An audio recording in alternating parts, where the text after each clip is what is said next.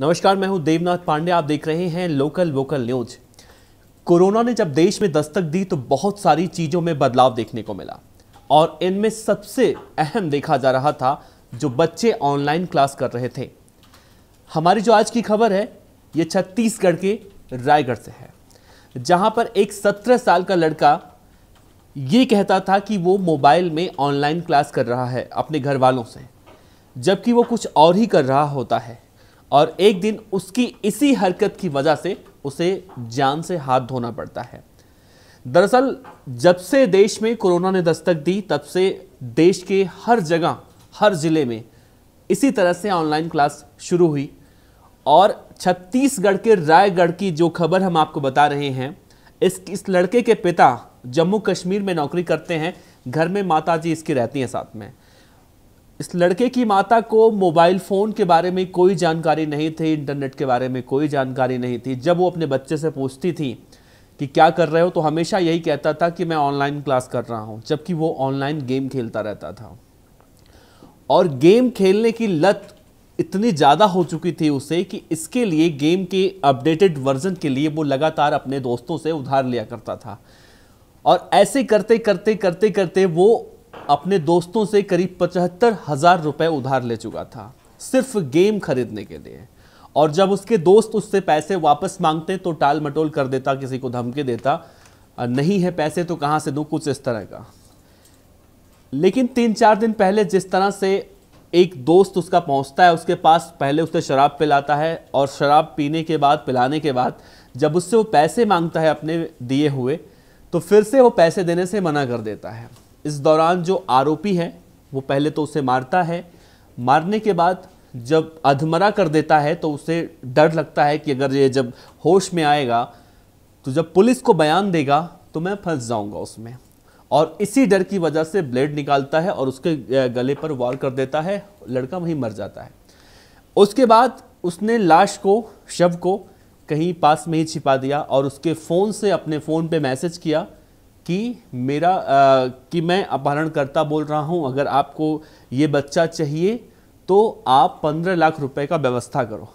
फिर वो पहुंचता है, लड़के के घर वालों को भी बताता है, पुलिस को भी बताया जाता है। जब पुलिस इस पूरे मामले में इन्वेस्टिगेशन करती है पुलिस, तो कई सारी चीज़ें खुलकर सामने आती हैं। आसपास के जो सीसीटीवी फुटेज हैं वो खंगाले जाते हैं, तो उसमें देखा जाता है कि आखिरी वक्त तक यही लड़का, जो मुख्य आरोपी है, यही लड़का उसके साथ होता है। और फिर उसे पकड़ा जाता है, पूछताछ के लिए बुलाया जाता है। और मज़े की बात यह है कि इस दौरान वो लगातार उस लड़के के फ़ोन से घर वालों को या फिर अपने आप को या फिर आसपास के लोगों को मैसेज भी करता है कि अगर अब जल्दी से पैसे का इंतज़ाम नहीं हुआ तो मैं इसे मार दूंगा या फिर ये लड़का नहीं मिलेगा। लेकिन जब पुलिस आरोपी को पूछताछ के लिए बुलाती है और पूछताछ के लिए बुलाने के बाद उस लड़के का मैसेज नहीं आता, यानी कि आरोपी जो किडनैपर अपने आप को बताते हैं उसका मैसेज नहीं आता है, तब पुलिस वालों को शक होता है और तब कड़ाई से पूछताछ की जाती है। और जब कड़ाई से पूछताछ की जाती है तो वो तुरंत सारे जुर्म कबूल कर लेता है और कहता है कि मैंने ही किया है ऐसा।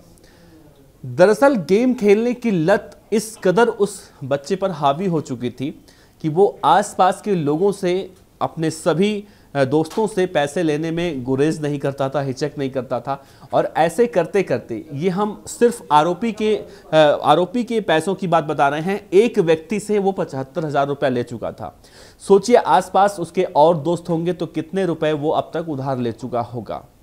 और लगातार जब लोग उससे पैसे मांगते तो टाल मटोल करता था।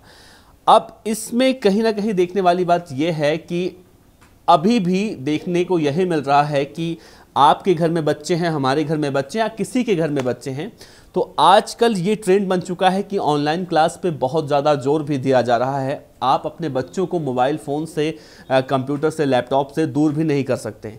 लेकिन देखा जाए तो पूरे देश में जो अभी आंकड़े आए हैं, करीब 26 करोड़ ऐसे छात्र हैं जो अभी ऑनलाइन क्लास कर रहे हैं, जो नया डेटा आया है उसके हिसाब से अगर इन लोगों को इस तरह से दूर किया जाए या फिर इन्हें ऑनलाइन क्लास करने दिया जाए तो किस तरह से करने दिया जाए ताकि ऐसी घटना ना हो।